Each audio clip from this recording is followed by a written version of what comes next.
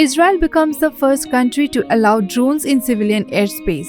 In this regard, Israel's Minister of Transport and Road Safety recently announced the country's first certification for unmanned aircraft vehicles to operate in civilian airspace. The Israeli Civil Aviation Authority reportedly certified the Hermes Starliner unmanned system, which was designed and produced by Elbit Systems, an Israeli defense electronics corporation. I'm happy that Israel has become the first country to allow UAVs to fly for the benefit of agriculture, environment, crime prevention, people and economic, said Israeli Transport and Road Safety Minister.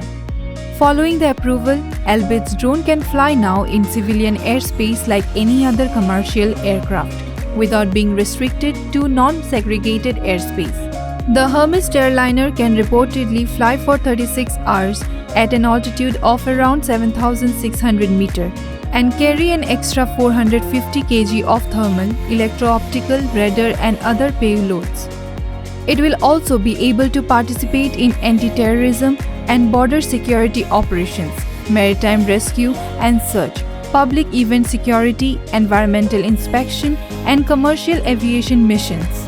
Uncertified aircrafts are prohibited from flying in civilian airspace under international aviation standards for safety reasons.